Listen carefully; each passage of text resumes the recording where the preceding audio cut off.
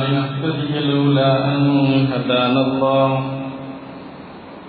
اللهم صل على محمد وعلى آل محمد كما صليت على إبراهيم وعلى آل إبراهيم إنك حميد مجيد.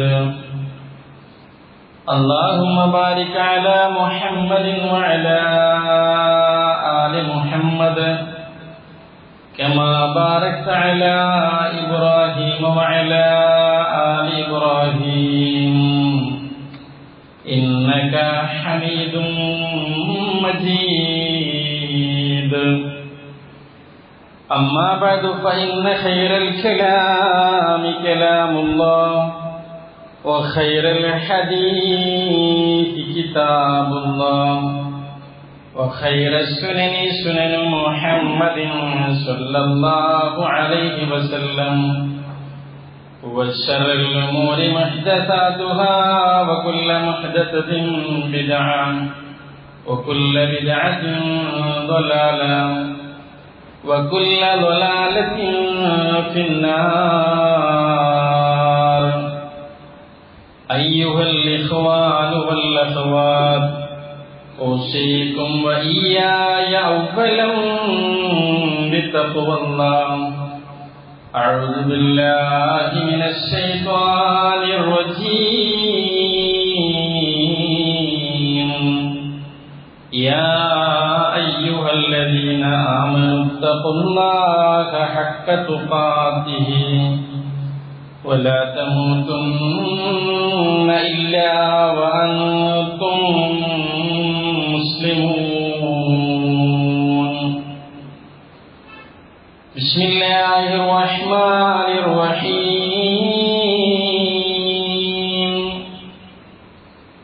ويطعمون الطعام على حبه مسكينا ويتيما وأسيرا إنما نطعمكم لوجه الله لا نريد منكم جزاء ولا شكورا إنا نخاف من ربنا يوما عبوسا قمطريرا. ബഹുമാനരായ സത്യവിശ്വാസികളെ, വിശ്വാസിനികളെ, കാരുണ്യവാനായ അല്ലാഹുവിന്റെ ആജ്ഞകളും നിർദ്ദേശങ്ങളും ജീവിതത്തിന്റെ എല്ലാ സന്ദർഭങ്ങളിലും പാലിച്ചുകൊണ്ട് തഖ്വയുള്ളവരായി ജീവിക്കണമെന്ന് എന്നെയും നിങ്ങളെയും ഓർമ്മപ്പെടുത്തുകയാണ്, വസിയത്ത് ചെയ്യുകയാണ്. കാരുണ്യവാനായ അല്ലാഹു അവന്റെ നിയമനിർദ്ദേശങ്ങൾ ജീവിതത്തിന്റെ എല്ലാ സന്ദർഭങ്ങളിലും, പ്രത്യേകിച്ച് സ്വകാര്യ സന്ദർഭങ്ങളിൽ, ഒറ്റപ്പെടുന്ന സന്ദർഭങ്ങളിൽ കാത്തു സൂക്ഷിച്ചുകൊണ്ട് ജീവിക്കുന്ന യഥാർത്ഥ വിശ്വാസികളിൽ നമ്മെ എല്ലാവരെയും ഉൾപ്പെടുത്തി അനുഗ്രഹിക്കുമാറാകട്ടെ എന്ന് ആത്മാർത്ഥമായി പ്രാർത്ഥിക്കുകയാണ്. വിശ്വാസികളെ, മനസ്സിന് എന്നും നോവായി നിലനിൽക്കുന്ന, ഓർക്കുമ്പോൾ കണ്ണുകളിൽ ഈറനണിയുകയും ഹൃദയങ്ങൾ വിങ്ങുകയും ചെയ്യുന്ന അനവധി സംഭവങ്ങൾ നമുക്കെല്ലാവർക്കും ഓർമ്മിക്കാനും ഓർത്തെടുക്കാനുമുണ്ട്. അത് പ്രിയപ്പെട്ടവരുടെ വേർപാടുകളാവാം, അതുമല്ലെങ്കിൽ ശാരീരികമായി നമ്മൾ അനുഭവിച്ച വേദനകളും വിഷമങ്ങളുമാവാം. അതിൻ്റെ അപ്പുറത്തെ നാം ഏറെ പ്രയാസങ്ങളിലേക്കും പ്രതിസന്ധികളിലേക്കും പോയ സാമ്പത്തികമായ ഞെരുക്കങ്ങളാവാം. ഇങ്ങനെ ഒട്ടനവധി കാര്യങ്ങൾ. ഒരു വേള നമ്മൾ കേട്ടുകൊണ്ടിരിക്കുന്ന വാർത്തകളിൽ ഒരുപാട് കാര്യങ്ങൾ, ഇത്തരം നമ്മുടെ ഹൃദയത്തെ വേദനിപ്പിക്കുന്ന കാര്യങ്ങളുണ്ട് എന്ന് ഞാൻ വിശദീകരിച്ചു പറയേണ്ടതില്ല. ഏതാനും ദിവസങ്ങളിൽ നമ്മളൊക്കെ കേട്ടുകൊണ്ടിരിക്കുന്ന വാർത്തകൾ അതാണ്. വയനാട്ടിലെ ഉരുൾപൊട്ടലുകൾ ഇപ്പോഴും നമ്മുടെ മനസ്സിനെ പിടിച്ചുലക്കുകയാണ്. അത് ആ നോവുകളും വേദനകളും ഒന്നും നമ്മുടെ മനസ്സുകളിൽ നിന്ന് മാറിയിട്ടില്ല. എന്തുകൊണ്ടാണ് ആ നോവുകൾ നമ്മുടെ മനസ്സുകളിൽ നിന്ന് മാറാത്തത്? എന്തുകൊണ്ടാണ് ഇന്നും അതൊരു നോവായി നമ്മുടെ മനസ്സുകളിൽ നിൽക്കുന്നത്? പ്രിയപ്പെട്ടവരെ, ധാരാളം പേരുടെ ശരീരഭാഗങ്ങൾ മാത്രമാണ് ലഭിച്ചത്. പൂർണ്ണമായ ഒരു ശരീരം, ഒരു മയ്യത്ത് മറവ് ചെയ്യാനുള്ള ആ ഒരു അവസ്ഥ യഥാർത്ഥത്തിൽ മഹാഭൂരിപക്ഷം അവിടെ മരിച്ചുപോയ ആളുകളുടെയും ജീവിതത്തിൽ ഉണ്ടായിട്ടില്ല. ഇനി മാത്രമല്ല, ആരാണ് മരിച്ചതെന്ന് കൃത്യമായി തിരിച്ചറിയാൻ പറ്റാത്ത സാഹചര്യങ്ങളാണ് ഒട്ടുമിക്ക ജനാസകളിലും ഉള്ളത്. ഇനി മാത്രമല്ല, കേവലം ശരീരത്തിന്റെ ചില ഭാഗങ്ങൾ മാത്രമാണ് കുറെ ആളുകളുടേത് നമ്മൾ കാണുകയും അതാണ് ഒന്നിച്ച് മറവ് ചെയ്യുന്നതിന് സാമൂഹ്യ മാധ്യമങ്ങളിലൂടെയൊക്കെ നമ്മൾ സാക്ഷികളാവുകയും ചെയ്യുന്നത്. വിശ്വാസികളെ അവശേഷിക്കുന്നവരിൽ തന്നെ പരസ്പരം ആശ്വസിപ്പിക്കുവാനും സമാധാനത്തിന്റെ വാക്കുകൾ പറയാനും കുടുംബാംഗങ്ങളില്ലാത്തവരാണ്. നമ്മൾ അറിഞ്ഞു, പല സഹോദരങ്ങളും കുടുംബത്തിന്റെ മരണവിവരമറിഞ്ഞുകൊണ്ട് ഗൾഫിൽ നിന്നവർ നാട്ടിലേക്ക് വന്നു. നാട്ടിലേക്ക് വന്നവർ ഇരുന്നത് അവരുടെ വീടുണ്ടായിരുന്ന സ്ഥലത്തെ ഒരു കല്ലിന്റെ മുകളിലാണ്. ആ കല്ലിന്റെ മുകളിൽ ഇരുന്നു കൊണ്ട് വാപ്പയും അതേപോലെ തന്നെ ഉമ്മയും ഭാര്യയും 3 മക്കളുമൊക്കെ മരിച്ചതിന്റെ കഥകൾ പറയുമ്പോ, വേദനകൾ പറയുമ്പോ, പ്രിയപ്പെട്ടവരെ ആശ്വസിപ്പിക്കാൻ, എന്തെങ്കിലും ഒരു സമാധാനത്തിന്റെ വാക്കു പറയാൻ കുടുംബത്തിലെ ഒരു പെങ്ങളല്ലാത്ത ആരുമില്ലാത്ത അവസ്ഥയാണ് ആ സഹോദരനെ സംബന്ധിച്ചിടത്തോളം ഉള്ളത്. പൊതുവെ നമ്മൾക്കൊക്കെ ഒരു വിഷമവും പ്രയാസവും ഉണ്ടായാൽ ആശ്വാസത്തിന്റെ വാക്കു പറയാൻ നമ്മുടെ വാപ്പമാർ നമ്മുടെ കൂടെ ഉണ്ടാകും, അല്ലെ? അതുമല്ലെങ്കിൽ നമ്മേറെ സ്നേഹിക്കുന്ന, ഒരുപക്ഷേ തന്റെ ജീവിതത്തിൽ അനുഭവിക്കുന്ന ഒട്ടനവധി പ്രയാസങ്ങൾ ഉണ്ടായിരുന്നാലും അതിനേക്കാൾ വലിയ പ്രയാസം എന്റെ മക്കളുടേതാണ് എന്ന് ചിന്തിച്ച് മെഴുകുതിരികളെപ്പോലെ ഉരുകി ജീവിക്കുന്ന മാതാക്കള്, ആ മാതാക്കൾ ആശ്വാസത്തിന്റെ വാക്കു പറയാനുണ്ടാകും. എന്നാൽ കണ്ണുനീരൊലിപ്പിക്കുന്ന ധാരാളം പേർക്ക് ആശ്വാസത്തിന്റെ വാക്കു പറയാൻ അവിടെ മാതാക്കളില്ലാത്ത അവസ്ഥയുണ്ട്. ഭർത്താവിനെ സംബന്ധിച്ചിടത്തോളം താങ്ങും തണലുമായി കൂടെ ഉണ്ടാകുന്നവരാണ് ഭാര്യമാർ. എന്നാൽ നോക്കും നിങ്ങൾ, അവിടെ പല ഭർത്താക്കന്മാരെയും ആശ്വസിപ്പിക്കുവാൻ, അവരോട് ചേർന്നു നിൽക്കുവാൻ, അവരുടെ ജീവിതത്തിന്റെ ഭാഗമായി മാറിയ ഭാര്യമാരില്ലാത്ത ഒരവസ്ഥ നേരെ തിരിച്ചുമുണ്ട് അവിടെ നമുക്ക് കേൾക്കാൻ പറ്റുന്ന വാർത്തകളിൽ. മാത്രമല്ല പ്രിയപ്പെട്ടവരെ, മനുഷ്യ സ്വപ്നങ്ങളിൽ ഏറ്റവും പ്രധാനപ്പെട്ടതാണ് കുടുംബത്തിന്റെ കൂടെ ജീവിക്കാൻ ഒരു വീട് എന്ന് പറയുന്നത്. എന്നാൽ ഇന്ന് അവിടെ താമസിച്ചിരുന്ന ആളുകൾക്ക് കാണാൻ പറ്റുന്നത്, അല്ലെങ്കിൽ അവിടെ നമുക്ക് കാണാൻ പറ്റുന്നത്, വീടുണ്ടായിരുന്ന സ്ഥലത്ത് പ്രിയപ്പെട്ടവരെ വെറും മണ്ണിന്റെ കൂനകൾ മാത്രമാണ്, ഒഴുകിപ്പോയ മണ്ണിന്റെ ഭാഗം മാത്രമാണ്. താമസിക്കാൻ സാധിക്കാത്ത വിധം പൂർണ്ണമായും നശിപ്പിക്കപ്പെട്ട അവസ്ഥയാണ് യഥാർത്ഥത്തിൽ നമുക്ക് കാണുവാൻ സാധിക്കുന്നത്. ഇനി നോക്കൂ നിങ്ങൾ, അവിടെ പ്രയാസങ്ങളും ബുദ്ധിമുട്ടുകളും ഉണ്ടായപ്പോൾ താങ്ങും തണലുമായി നിന്ന് പല ആളുകളെയും അവർ കൈപിടിച്ചുകൊണ്ട് രക്ഷപ്പെടുത്തിയെങ്കിൽ അവർക്ക് അവരുടെ ശരീരത്തെ രക്ഷപ്പെടുത്താൻ കഴിയാതെ മരണത്തിലേക്ക് പോയതിന്റെ വാർത്തകളും നമ്മൾ പ്രജീഷിനെ പോലെ, നീതുവിനെ പോലെയുള്ള ആളുകളുടെ വാർത്തകളിൽ നമ്മൾ കേൾക്കുന്നുണ്ട്. ഇവിടെയാണ് പ്രിയപ്പെട്ടവരെ നമ്മൾ ഗൗരവത്തോടുകൂടി ആലോചിക്കേണ്ടത്. ഈ ഇക്കണ്ട എന്ന കാര്യങ്ങളൊക്കെ കണ്ണുകളെ കൊണ്ട് നേർക്കുനേരെ കാണാനുള്ള അവസരങ്ങൾ ഉണ്ടായിട്ടും, ഈ ദുരന്തത്തിന്റെ വാർത്തകളെല്ലാം കേൾക്കുവാനുള്ള അവസരങ്ങൾ ഉണ്ടായിട്ടും ഹൃദയം മരവിച്ചു പോയ ആളുകളെ കുറിച്ച് നമ്മൾ കേട്ടുകൊണ്ടിരിക്കുന്നുണ്ട്. ഈ വാർത്തകൾ കേട്ടുകൊണ്ട് മരവിച്ചതല്ല, നേരെ മറിച്ച് നന്മയുടെ കിരണങ്ങളില്ലാത്ത ഹൃദയങ്ങളെ കുറിച്ചാണ് പലപ്പോഴും ഇത്തരം കേന്ദ്രങ്ങളിൽ നിന്ന് പോലും നമ്മൾ കേട്ടുകൊണ്ടിരിക്കുന്ന ഏറ്റവും ദുരന്തമായ ഒരു കാര്യം.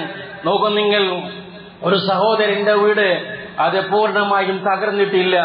എന്നാൽ പൂർണ്ണമായും തകരാത്ത അദ്ദേഹത്തിന്റെ വീട്ടിലേക്ക് അദ്ദേഹം വന്നു നോക്കിയപ്പോൾ അദ്ദേഹത്തിന്റെ വീട്ടിലുള്ള ഒരു വസ്തുവും അവിടെയില്ല. എല്ലാം കൊള്ള ചെയ്യപ്പെട്ടിരിക്കുന്നു, എല്ലാം ആളുകൾ എടുത്തുകൊണ്ടുപോയിരിക്കുന്നു. ദുരന്ത ഭൂമിയിലും ദുരന്തത്തിന്റെ ഹൃദയങ്ങളുമായി ജീവിക്കുന്ന ആളുകളുണ്ട് എന്നതിന്റെ ഏറെ ശ്രദ്ധേയമായ ഒരു ഉദാഹരണമാണ് പ്രിയപ്പെട്ടവരെ അവിടെ നമുക്ക് കാണാൻ കഴിയുന്നത്.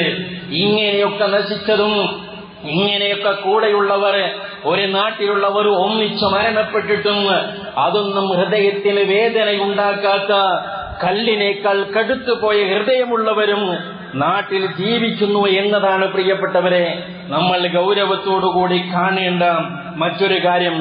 എന്തായിരുന്നാലും ലോകത്തിന്റെ വിവിധ കോണുകളിലുള്ള മനുഷ്യർക്ക് വലിയ ചിന്തകൾ നൽകുന്നതാണ് ഈ ദാരുണമായ സംഭവം എന്ന് ഞാൻ വിശദീകരിച്ചു പറയേണ്ടതില്ല. എന്നോക്കും നിങ്ങൾ, നമ്മളൊക്കെ ചെറിയ ചെറിയ കാര്യങ്ങൾക്ക് വാശി പിടിക്കുന്നവരാണ് അല്ലേ? ചെറിയ ചെറിയ കാര്യങ്ങൾക്ക് വിട്ടുവീഴ്ച ചെയ്യാത്തവരാണ്. ജ്യേഷ്ഠനോടും മനുഷ്യനോടും വാപ്പയോടും ഉമ്മയോടും അയൽവാസിയോടുമൊന്നും ഒരു നിലക്കും വിട്ടുവീഴ്ച ചെയ്യാതെ താൻ പിടിച്ച വാശിയുമായി ജീവിക്കുമ്പോ നമ്മൾ ഓർത്തുപോവേണ്ട ഏറ്റവും പ്രധാനപ്പെട്ട ഒരു കാര്യമുണ്ട്. വിട്ടുകൊടുക്കാനും കുറഞ്ഞു കൊടുക്കാനുമൊക്കെ അവസരങ്ങൾ കിട്ടും മുമ്പ് എല്ലാം ഇല്ലാതായി തീരുന്ന അവസ്ഥകളെ കുറിച്ച് നാം ഗൗരവത്തോടുകൂടി ആലോചിക്കേണ്ടതുണ്ട്. ഉരുൾപൊട്ടലിൽ ഒലിച്ചുപോയ ഒരു അലമാരയിൽ നിന്ന് ലഭിച്ച പരാതിക്കത്ത് സോഷ്യൽ മീഡിയകളിൽ ചർച്ചയാണ് പ്രിയപ്പെട്ടവരെ. അയൽവാസികൾ തമ്മിലുള്ള ഒരു വഴിയെക്കുറിച്ചുള്ള തർക്കമാണ്. അയൽവാസിയുടെ വീട്ടിലേക്ക് അല്പം സ്ഥലം വിട്ടുകൊടുത്താൽ അയാൾക്ക് സ്വസ്ഥമായി അയാളുടെ വീട്ടിലേക്ക് പോവാൻ പറ്റുന്ന ഒരു വഴിയെക്കുറിച്ചുള്ള തർക്കമാണ് അതിലൊരു പരാതിയായി രേഖപ്പെടുത്തപ്പെട്ടിരിക്കുന്നത്. എങ്കിൽ നോക്കും നിങ്ങൾ, ആരാണോ പരാതിക്കാരൻ, ആ പരാതിക്കാരൻ ഇന്ന് ആ ഭൂമിയിലില്ല. ആരെക്കുറിച്ചാണോ പരാതി കൊടുക്കാൻ പരാതി എഴുതി വെച്ചത്, ആ വീട്ടുകാരനും ഇന്ന് അവിടെയില്ല. രണ്ടു വീട്ടുകാരും എന്നേക്കുമായി ഈ ഭൂമിയിൽ നിന്ന് തുടച്ചു മാറ്റപ്പെട്ടിരിക്കുന്നു. ഇനിയോ നമ്മൾ ആലോചിക്കേണ്ട പ്രധാനപ്പെട്ട കാര്യം, ആ തർക്കത്തിലിരിക്കുന്ന വഴിയുണ്ടല്ലോ, ആ വഴിയും അവിടെ ഇല്ലാതായി നിരന്നിരിക്കുന്നു എന്നതാണ് ഏറെ ഗൗരവത്തോടുകൂടി നമ്മൾ ചിന്തിക്കേണ്ടത്.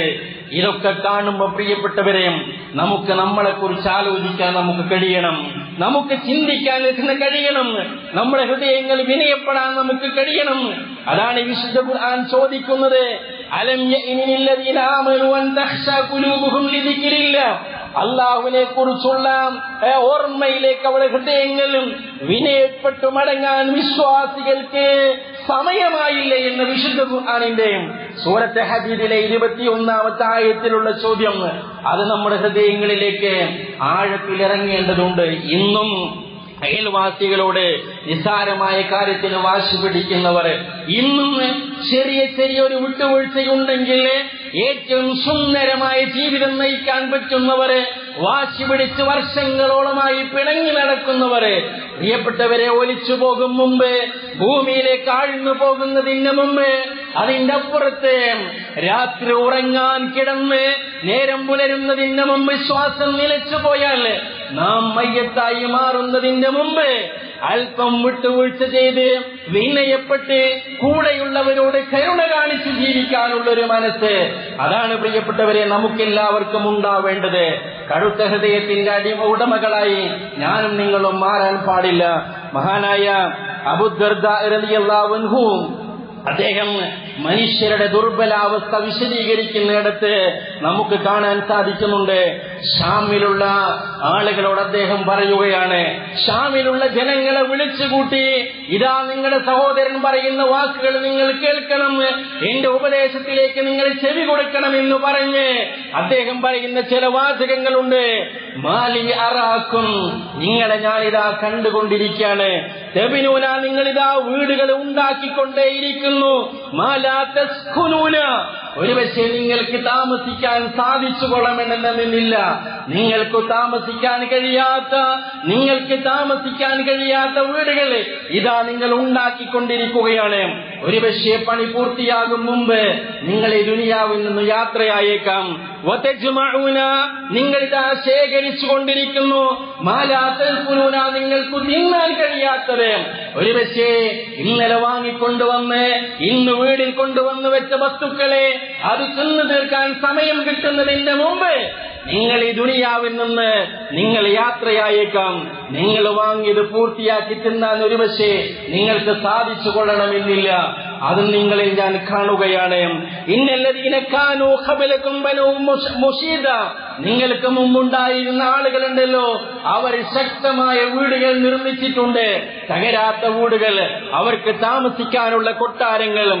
അതേപോലെ വഅമലൂ ബഈദൻ, അവർക്ക് വിദൂരമായ ഒരുപാട് ആഗ്രഹങ്ങളും അവരെ സംബന്ധിച്ചിടത്തോളം ഉണ്ടായിട്ടുണ്ട്. അവർ ധാരാളമായി അവർ ശേഖരിച്ചു വെക്കുകയും ചെയ്തിട്ടുണ്ട്. എന്നാൽ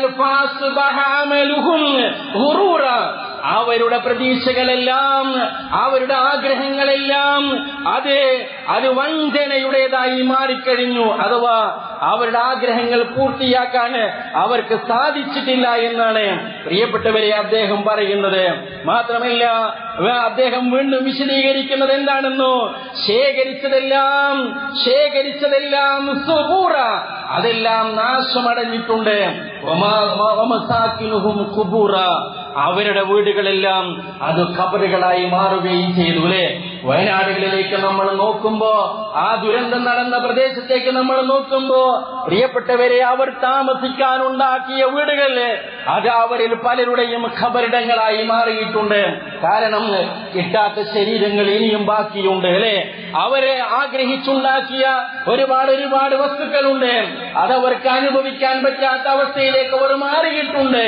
ഇനിയും ജീവിച്ചിരിക്കുന്നവർക്ക് പ്രതീക്ഷയില്ലാത്ത അവസ്ഥയിലാണ് പ്രിയപ്പെട്ടവരെ മുന്നോട്ട് പോകുന്നത്. അതുകൊണ്ട് ജാഗ്രതയോടുകൂടി എല്ലാ ദുരന്തങ്ങളിൽ നിന്നും പാഠം ഉൾക്കൊണ്ടുകൊണ്ട് നമ്മുടെ ഹൃദയത്തെ അല്ലാഹുവിലേക്ക് വിനയപ്പെടുത്തി എത്രമാത്രം നന്മയോടുകൂടി ജീവിക്കാൻ നമുക്ക് സാധിക്കുമോ അത്രയും നന്മയോടുകൂടി ജീവിക്കാൻ നമുക്ക് കഴിയണം. സമൂഹത്തിലെ ഏറ്റവും ഉത്തമരായി മാറാൻ നമ്മൾ പരിശ്രമിക്കണം. ആരാണ് പ്രിയപ്പെട്ടവരെ ഏറ്റവും ഉത്തമരായ ആളുകൾ? അല്ലാഹുവിന്റെ പ്രവാചകൻ സല്ലല്ലാഹു അലൈഹി വസല്ലം എണ്ണി നമുക്ക് പറഞ്ഞു തന്നിട്ടുണ്ട്. ഒന്ന്, ഖൈറുക്കും മൻ തഅല്ലമൽ ഖുർആന വഅല്ലമഹു, ഖുർആൻ പഠിക്കുകയും അത് പഠിപ്പിക്കുകയും ചെയ്യുന്നവരാണ്. ഇത്തരം ദുരന്തങ്ങളൊക്കെ ഉണ്ടാകുമ്പോഴും ഖുർആനുമായി ഒരു ബന്ധം സ്ഥാപിക്കാതെ, ഖുർആൻ പഠിക്കാനുള്ള അവസരങ്ങൾ ഉപയോഗപ്പെടുത്താതെ ഞാനും നിങ്ങളും നീങ്ങിയെങ്കിൽ പ്രിയപ്പെട്ടവരെ, നമ്മുടെ തിരക്കുകൾക്കിടയിൽ എല്ലാ തിരക്കുകളും ഒഴിവാക്കി അവസാനം ഒരു യാത്ര എനിക്കും നിങ്ങൾക്കും ഉണ്ടെന്ന തിരിച്ചറിവ് ഒന്നാമതായി ഉണ്ടാവേണ്ടതുണ്ട്. അതുകൊണ്ട് ഖുർആനുമായി ബന്ധമുള്ള നല്ലവരായി നമ്മൾ മാറണം. രണ്ടാമത് പ്രിയപ്പെട്ടവരെ, ആരാണ് ഏറ്റവും നല്ലവർ? അല്ലാഹുവിന്റെ പ്രവാചകൻ പറയുന്നത്, ഖൈറുൻ നാസി, ജനങ്ങളിൽ ഏറ്റവും ശ്രേഷ്ഠനായവൻ അൻഫഉഹും ലിന്നാസി, ജനങ്ങൾക്ക് പ്രയോജനമുള്ളവനാണ്. എന്തെല്ലാം നന്മകൾ ചെയ്യാൻ കഴിയുമോ അവയെല്ലാം ചെയ്യാൻ നമുക്ക് സാധിക്കണം. അതാണ് ദുരന്ത ഭൂമിയിലെ ഒരുപാട് ആളുകൾ അവരുടെ ജീവൻ മറന്ന് ഇന്നും അധ്വാനിച്ചു കൊണ്ടിരിക്കുന്നു എന്നത് ഒരു വലിയ അനുഗ്രഹമാണ്. അല്ലെ, ഇതാ മാതാക്കൾ നഷ്ടപ്പെട്ട പിഞ്ചു പൈതങ്ങളുണ്ടോ, ആ പിഞ്ചു പൈതങ്ങൾക്ക് മുലപ്പാൽ കൊടുക്കാൻ ഞാൻ തയ്യാറാണെന്ന് പറഞ്ഞ് ഇടുക്കിയിൽ നിന്ന് വയനാടിന്റെ മലയോരത്തേക്ക് 400 കിലോമീറ്റർ ഒരു ചെറിയ വാഹനത്തിൽ യാത്ര ചെയ്ത ഒരു കുടുംബത്തിന്റെ വാർത്ത പ്രിയപ്പെട്ടവരെ നമ്മൾ വായിച്ചു കഴിഞ്ഞതാണ്. അല്ലേ, അതെ, ജനങ്ങൾക്ക് എന്തെങ്കിലും ഒരു ഉപകാരം ചെയ്യാൻ കഴിഞ്ഞാൽ അവർ സമൂഹത്തിൽ ഏറ്റവും ശ്രേഷ്ഠരാണ്. അതിന്റെ അപ്പുറത്ത് അള്ളാഹുവിന്റെ അടുക്കലും ഏറ്റവും ശ്രേഷ്ഠരാണ് എന്ന് അള്ളാഹുവിന്റെ പ്രവാചകൻ പഠിപ്പിക്കാണ്. ഏറ്റവും നല്ല സ്വഭാവമുള്ളവർ സമൂഹത്തിലെ ഏറ്റവും നല്ലവരാണെന്ന് അള്ളാഹുവിന്റെ പ്രവാചകൻ സല്ലല്ലാഹു അലൈഹി വസല്ലം ഓർമ്മപ്പെടുത്തിയിട്ടുണ്ട്. നിങ്ങളിൽ ഏറ്റവും നല്ലവർ അഹ്സനുഹും അഖ്ലാഖ, നിങ്ങളിൽ ഏറ്റവും നല്ല സ്വഭാവമുള്ളവരാണ് എന്ന് പ്രവാചകൻ സല്ലല്ലാഹു അലൈഹി വസല്ലം ഓർമ്മപ്പെടുത്തിയിട്ടുണ്ട്. പലപ്പോഴും നമ്മൾ കേട്ടു, നല്ല നന്മകൾ ചെയ്യാനുള്ള അവസരങ്ങളെ ചോദിച്ചു വാങ്ങിയപ്പോഴും, ഇതാ ഞാൻ നന്മ ചെയ്യാൻ സന്നദ്ധമാണെന്ന് പറഞ്ഞപ്പോഴും അത്തരം നന്മകൾ ചെയ്യുന്നവരെ പ്രയാസപ്പെടുത്തുവാനും ബുദ്ധിമുട്ടിപ്പിക്കുവാനുമൊക്കെ പരിശ്രമിച്ച ദുസ്വഭാവത്തിന്റെ ഉടമകളും ഉണ്ടായിട്ടുണ്ടെന്ന് ദുരന്തഭൂമിയിൽ നിന്ന് ഞാനും നിങ്ങളും കേൾക്കുന്ന വാർത്തകളിൽ പ്രധാനപ്പെട്ട ഒന്നാണ്. നാം ഒരിക്കലും അങ്ങനെയാവരുത്. നമ്മൾ ഏറ്റവും നല്ലവരാവണമെങ്കിൽ ഏറ്റവും നല്ല സ്വഭാവത്തിന്റെ ഉടമകളായി മാറണം. ഇനിയോ ശുദ്ധഹൃദയവും സത്യസന്ധമായ നാവും നമുക്കുണ്ടായാൽ നമ്മൾ ഏറ്റവും നല്ലവരാണ്. മൻ ഖൈറുന്നാസ്, നബി സല്ലല്ലാഹു അലൈഹി വസല്ലമയോട് ചോദിക്കാണ്, ആരാണ് ഏറ്റവും നല്ലവർ? അള്ളാഹുവിന്റെ പ്രവാചകൻ സല്ലല്ലാഹു അലൈഹി വസല്ലമ പറഞ്ഞു കൊടുക്കുന്നത് വലിസാനു സാദിഖ്, സത്യസന്ധമായ നാവിന്റെ ഉടമയാണ് എന്നാണ്. രണ്ടാമത് റസൂലുള്ളാഹി സ്വല്ലല്ലാഹു അലൈഹി വസല്ലം പറയുന്നത് അൽ ഖൽബുൽ മഖ്മൂം, ദുൽ ഖൽബിൽ മഖ്മൂം, മഖ്മൂമായ കൽബിന്റെ ഉടമയാണ് എന്നാണ്.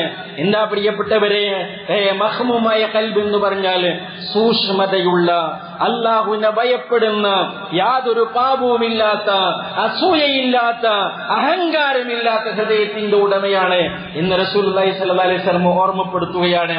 അതേപോലെ മറ്റുള്ളവർക്കും നന്മകൾ ആഗ്രഹിക്കുക എന്നത് ഏറ്റവും നല്ല ആളുടെ സ്വഭാവമായി അള്ളാഹുവിന്റെ പ്രവാചകൻ ഓർമ്മപ്പെടുത്തുകയാണ്. അതോടൊപ്പം തന്നെ കുടുംബത്തോടും ബന്ധുക്കളോടും ഏറ്റവും നല്ലവരാവുക, അവരും സമൂഹത്തിൽ ഏറ്റവും ഖൈറായവരാണെന്ന് റസൂലുള്ളാഹി സ്വല്ലല്ലാഹു അലൈഹി വസല്ലം നമ്മെ പഠിപ്പിച്ചിട്ടുണ്ട്.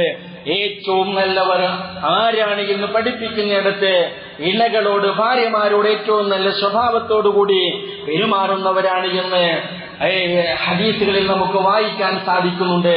ചേർത്തുകൊണ്ട് പറയേണ്ട ഏറ്റവും പ്രധാനപ്പെട്ട ഒരു കാര്യം, ആരാണ് പ്രിയപ്പെട്ടവർ ഏറ്റവും ഖൈറായവർ എന്ന് പറയുമ്പോൾ അതിൽ അല്ലാഹുവിന്റെ പ്രവാചകൻ സല്ലല്ലാഹു അലൈഹി വസല്ലം പറഞ്ഞ ഏറ്റവും ശ്രദ്ധേയമായ കാര്യം മൻ ത്വാല ഉംറുഹു, മൻ ത്വാല ഉംറുഹു, ആർക്കാണോ അല്ലാഹു ദീർഘായുസ് നൽകിയത്, എന്നിട്ട് ആ ദീർഘായുസ് നൽകിയിട്ട് അവൻ ആ ദീർഘായുസ് മുഴുവനും നന്മയിൽ ഉപയോഗപ്പെടുത്തി അവനാണ് ഏറ്റവും നല്ലവനെന്ന് അള്ളാഹുവിന്റെ പ്രവാചകൻ സല്ലല്ലാഹു അലൈഹി വസല്ലം ഓർമ്മപ്പെടുത്താണ്. അതുകൊണ്ട് ഏതൊരു സംഭവങ്ങള് ലോകത്ത് നടക്കുമ്പോഴും അതിൽ നിന്നൊക്കെ പാഠം ഉൾക്കൊണ്ടുകൊണ്ട് നമ്മുടെ ഹൃദയത്തെ അള്ളാഹുവിന്റെ വചനങ്ങളിലേക്കും അള്ളാഹുവിന്റെ കൽപ്പനകളിലേക്കും പ്രവാചകന്റെ അധ്യാപനങ്ങളിലേക്കും ഹൃദയത്തെ വിനയപ്പെട്ടു മടക്കി സമൂഹത്തിൽ ഏറ്റവും നല്ലവരായി ജീവിക്കാൻ നമുക്ക് സാധിക്കേണ്ടതുണ്ട്. എന്തിനാ പ്രിയപ്പെട്ടവരെ അങ്ങനെ നമ്മൾ ജീവിക്കുന്നത്? അതിന് ഉള്ള ഉത്തരം അതാണ് നേരത്തെയും സൂചിപ്പിച്ചത്. ശാശ്വതമല്ല പ്രിയപ്പെട്ടവരെ ജീവിതം എന്ന് പറയുന്നത്. ഓരോ മരണത്തിന്റെ വാർത്തകളും നമ്മൾ കേൾക്കുമ്പോ അവിടുന്ന് നമ്മളൊക്കെ ആലോചിക്കുവാനും ചിന്തിക്കാനും പറ്റുന്ന ഒരുപാട് കാര്യങ്ങൾ നമുക്ക് അതിൽ നിന്നൊക്കെ ഉണ്ട്. ഒരു കവി വിശദമായി അദ്ദേഹത്തിന്റെ വരികളിൽ എഴുതി വെച്ച ചില ആശയങ്ങൾ നിങ്ങളുടെ ശ്രദ്ധയിൽപ്പെടുത്താൻ ആഗ്രഹിക്കുകയാണ്. അദ്ദേഹം പറയുന്നത് തസവ്വദ് മിനത് തഖ്വ فإنك لا تدري إذا جن ليل هل تعيش إلى الفجر. നീ തഖ്വ നേടിക്കൊള്ളുക, തഖ്വ നീ തേടിക്കൊള്ളുക, തഖ്വയ്ക്ക് വേണ്ടി നീ ജീവിച്ചു കൊള്ളുക. നിനക്കറിയില്ല ഈ രാത്രി നിന്നെ മൂടിക്കഴിഞ്ഞാല് നാളെ പകല് നീ ബാക്കിയാവുമോ എന്ന് നിനക്കറിയുകയില്ല. എന്നിട്ട് അദ്ദേഹം ചില ഉദാഹരണങ്ങൾ ഇങ്ങനെ എണ്ണി പറയുകയാണ്. എത്രയെത്ര മണവാട്ടിമാരാണ് മണവാളന്മാർക്ക് വേണ്ടി അണിച്ചൊരിക്കപ്പെട്ടത്. എന്നാലും ആ രാത്രി ആ മണവാളന്റെ വരന്റെ അരികിലേക്ക് പോകുന്നതിന് മുമ്പ് അവരുടെ ആത്മാവ് പിടിക്കപ്പെട്ടിട്ടുണ്ട്. എത്രയെത്ര ചെറിയ കുട്ടികളാണ്, എത്രയോ വയസ്സവർ ജീവിക്കുമെന്ന് അവർ പ്രതീക്ഷിക്കപ്പെട്ടത്. എന്നാൽ അവരുടെ ആത്മാവുകളും ഖബറിന്റെ ഇരുട്ടുകളിൽ പ്രവേശിപ്പിക്കപ്പെട്ടിരിക്കുന്നു എന്നാണ്. എത്രയെത്ര ആരോഗ്യ ദൃഢഗാത്രരായ ആളുകളാണ് ഒരു കാരണവുമില്ലാതെ മരിച്ചു പോകുന്നത്. എന്നാൽ എത്രയോ രോഗികളായ ആളുകൾ ധാരാളം കാലം അവർ ജീവിച്ചു കൊണ്ടിരിക്കുകയും ചെയ്യുന്നു. എത്രയെത്ര യുവാക്കളാണ്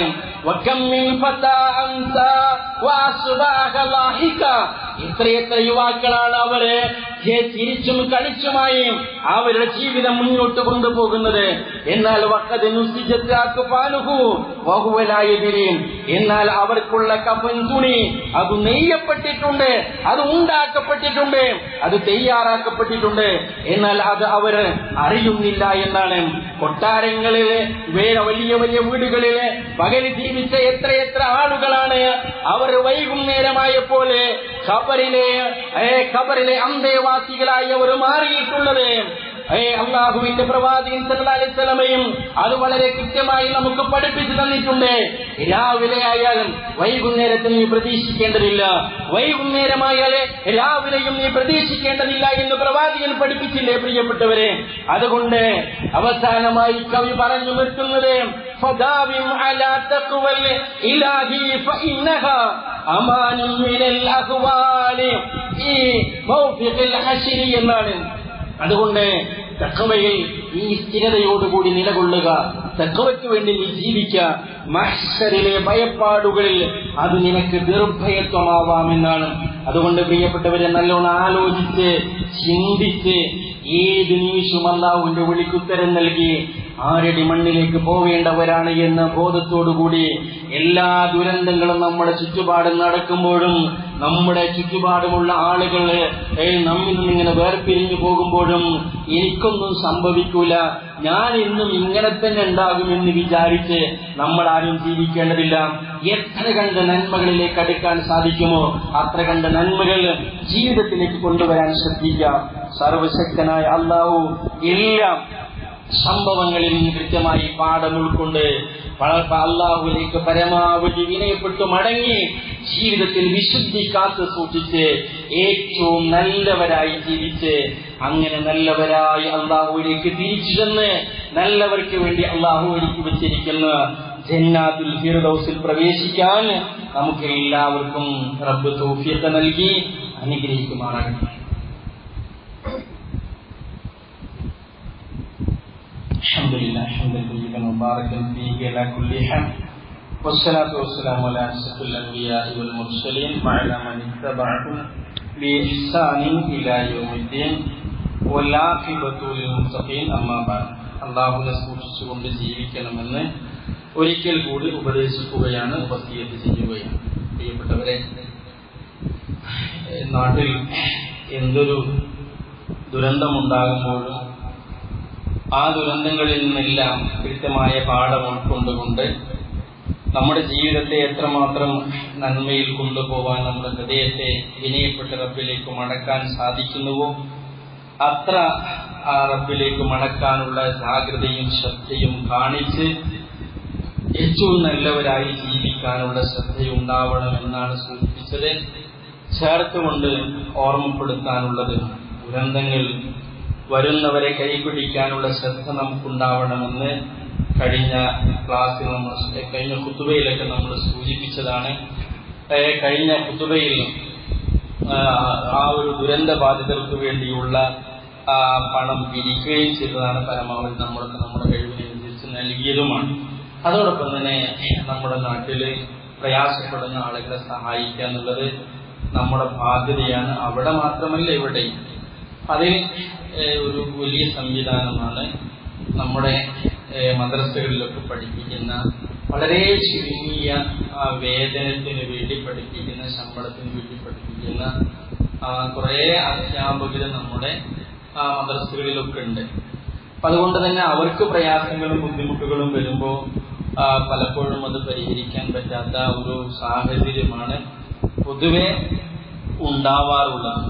അപ്പം അതുകൊണ്ട് തന്നെ നമ്മുടെ കൂട്ടായ്മ നമ്മുടെ മദ്രസയിലുള്ള അധ്യാപകരെ സഹായിക്കുക എന്ന ലക്ഷ്യത്തോടു കൂടി തന്നെ ഒരു ടീച്ചേഴ്സ് കെയർ എന്നതിന്റെ ഭാഗമായി ഒരു ഫണ്ട് സമാഹരണം ഇൻഷാ അല്ലാഹ് ഈ വെള്ളിയാഴ്ച എല്ലാ പള്ളികളിലും തീരുമാനിച്ചിട്ടുണ്ട്. അത് നടക്കുന്നുണ്ട്. അതുകൊണ്ട് പാവങ്ങളായ ദീൻ പഠിപ്പിക്കുന്ന മദ്രസ അധ്യാപകരെ സഹായിക്കാനുള്ള ഒരു സംവിധാനം എന്ന നിലയ്ക്ക് ആ ഒരു കാര്യം നിങ്ങൾ പ്രത്യേകമായി ശ്രദ്ധിക്കണം. പരമാവധി നമ്മളെ കൊണ്ട് കഴിയുന്നത് കൊടുക്കണം എന്ന് പ്രത്യേകമായി ഒരു സന്ദർഭത്തിൽ ഓർമ്മപ്പെടുത്തണം. അതാണ് ഒരു കാര്യം ഓർമ്മപ്പെടുത്തേണ്ടത്. രണ്ടാമത്തത്, നേരത്തെ അസ്ലംക അനൗൺസ് ചെയ്തതുപോലെ നമുക്ക് നമ്മുടെ പള്ളി റോഡിനോട് ഏറ്റവും അടുത്ത് നിൽക്കുന്ന ഒരു സ്ഥലമാണ്. അതുകൊണ്ട് നമ്മളല്ലാത്ത യാത്രക്കാര് വാഹനങ്ങൾ കൊണ്ട് പോകുന്ന ഒരു അവസ്ഥ ഉണ്ടാകും. അപ്പൊ അവർക്ക് നമ്മളെ കൊണ്ടൊരു പ്രയാസം ഉണ്ടാവാൻ പാടില്ല. അതുകൊണ്ട് ഈ ബൈക്കുകളൊക്കെ ഒന്ന് മാക്സിമം ഒതുക്കി ഏതെങ്കിലും ഒരു സൈഡിൽ മാത്രം പാർക്ക് ചെയ്യുകയാണെങ്കിൽ നമ്മുടെ പള്ളിയുടെ ബാക്കിലായിട്ട് പാർക്ക് ചെയ്യാനുള്ള സ്ഥലമുണ്ടല്ലോ, അവിടേക്ക് മാറ്റി നമ്മൾ പാർക്ക് ചെയ്യണം. അപ്പോഴാണ് ആർക്കൊരു വിഷമമില്ലാതെ കാര്യങ്ങൾ ചെയ്യാൻ സാധിക്കാം. ഈ രണ്ട് കാര്യങ്ങളും നമ്മൾ പ്രത്യേകം ശ്രദ്ധിക്കണം. ആരും ബോധപൂർവം ചെയ്യുന്നതല്ല. ഇങ്ങനെ സൈഡാക്കി നമ്മൾ പള്ളിയിലേക്ക് കയറി ഇബാദത്തിൽ മുഴുകി പ്രാർത്ഥനയിലൊക്കെ മുഴുകിയിരിക്കുന്ന ഒരു സമയമാണ്. അപ്പൊ അത് പിന്നീട് അതിന്റെ ഇടയിൽ നിങ്ങൾ ബുദ്ധിമുട്ട് ഉണ്ടാവാന് സാധ്യതയുള്ളത് കൊണ്ടാണ് അഡ്വാൻസായിട്ട് പറയുന്നത്. പ്രത്യേകം ശ്രദ്ധിക്കാം. അല്ലാഹു ജീവിതത്തിന്റെ എല്ലാ സമൂഹങ്ങളിലും ربنا تقبل منا انك انت السميع العليم وتب علينا انك انت التواب الرحيم ربنا آتنا في الدنيا حسنة وفي الآخرة حسنة وقنا عذاب النار آمين.